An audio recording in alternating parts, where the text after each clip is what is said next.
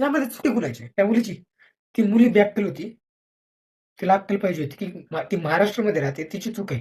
ती महाराष्ट्रामध्ये राहते, ती सुखरूप नाहीये घरी, एकटी असताना तर नाहीच नाही. बरोबर आहे का नाही? त्या मुलीची चूक होती.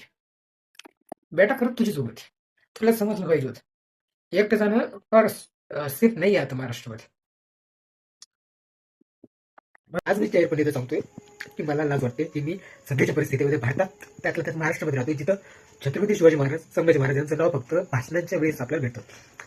एका सातवीच्या मुलीवर एका नराधमाने अतिप्रसंग करायचा प्रयत्न केला. ज्या त्या मुलीने जेव्हा त्याचा विरोध केला, त्याला लाथ मारली, तिने आरडाओरडा केला असता गावात लोक आले असते. त्यामुळे त्या नराधमाने त्या मुलीच्याच घरातलं जातं दगडी जातो उचलून तिच्या डोक्यात मारलं आणि फरार झाला.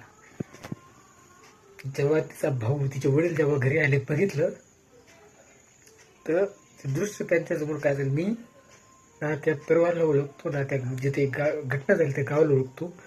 फक्त साताऱ्यामध्ये एवढं मला माहिती आहे. व्हिडिओ बनवतो ना ज्याचं मी, तुम्ही बघा व्हिडिओ, 2 व्हिडिओ बनवलेत मी. अक्षरशः माझ्या डोळ्यातून पाणी थांबत नव्हतं व्हिडिओ बनतो, तरी माझे शब्द सुधारत होते मला.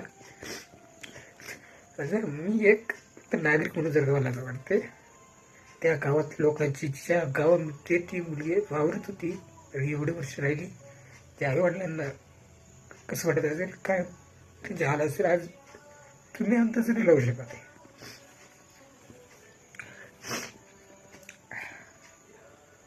आपण काय करणार आहे आता? मी एक नागरिक म्हणून व्हिडिओ बनवते. शासनाला, या हरामखोर शासनाला मी प्रयत्न करू शकतो की तिला, तिच्या आरोपीला शिक्षा व्हावी. त्या हरामखोराला, नराधमाला बरं रस्त्यामध्ये जाळलं हवं किंवा कंट्रोल हवं, त्याचा डाव उठवू शकतो मी. पण जे करायचंय ते सरकारलाच करावं लागेल. मी काय करू शकतो त्यामध्ये? त्या गावातील गावकरी जेव्हा त्या हरामखोराच्या घरी गेले, तिथे पोलीस लोक आले. जेव्हा तिथे गेले, गावकऱ्यांना समजून सांगितलं की तुम्ही काय कायदे हातात घेऊ नका, योग्य नाही दिला, जलाची हमी दिली असं सांगण्यात येतं. ते तुमच्या हमीने ती मुलगी परत येणार आहे.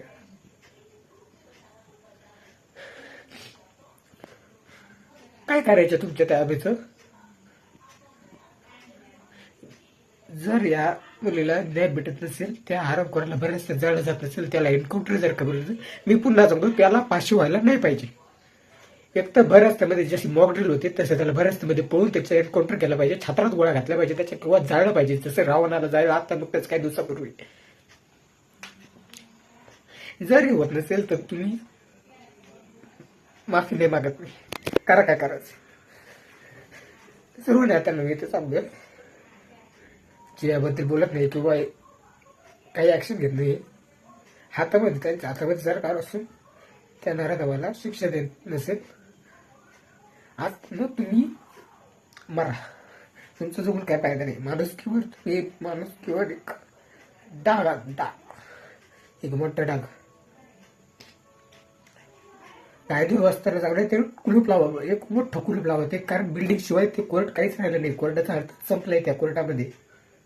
कायद्याअभावी जर तुम्ही त्या हरामखोरांना, नराधमाला सोडलं होतं, असं सांगितलं जाते की 9 ते 10 महिन्यापूर्वी त्याच हरामखोराने असं गावामध्ये चर्चा आहे की अतिप्रसंग करण्यात आला होता. पण कायद्याच्या पुढे, कारण पुरावे कमी होते, त्यामुळे त्याला जामीन भेटला आणि तो बाहेर पडला.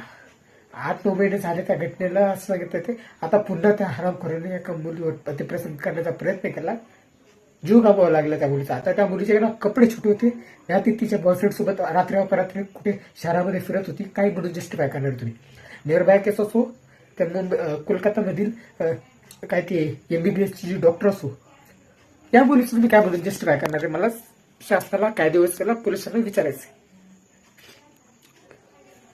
फक्त शिवाजी महाराज, संभाजी महाराज यांचं नाव फक्त भाषणाच्या वेळेसच घ्यायचंय का?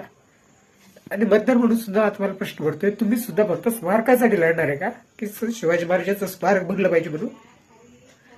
आता आराम करून येताना जर तुम्ही मतदान द्यायच्या आधी, आता जाऊ दे काय बोलायचं मतदानाबद्दल, आता मुद्दा आहे त्या मुलीला न्याय भेटला पाहिजे. नाही भेटला काय फायदा नाही. मग मोठं कुलूप लावून टाका त्या कोर्टामध्ये. काही नाही, लोक आपापल्याकडे जिथे तुम्ही म्हणता 100 गुन्हेगार सुटले तरी झाले, पण एका निर्दोषाला शिक्षा नाही व्हायला पाहिजे. का तुम्ही त्याला भरासमध्ये पळून त्याचा एन्काउंटर करत आहे? हा प्रश्न बस. याच्यापुढे मला काही बोलायचं नाही. बस. व्हिडिओ बघितला असेल, बघतात, थोड्या दिवस विसरून जा. इंस्टाग्रामवर स्टोरी ठेवा, पुन्हा आपापल्या कामाला लागतं. आता ते तर जनरल आहे. तुम्ही कामाला जाणार, आपल्यासारखे काय करणार आहे मध्ये? पण जे करू शकतात ते हराम करून नाही करणार. काही दिवस जेलवर जाणार, जामीन होणार, परत हा हराम करून नाराज होऊन काही ना काही होतं. तुम्ही झोपा काढा. सरकार, जज आणि सो कॉल्ड भारतीय संविधान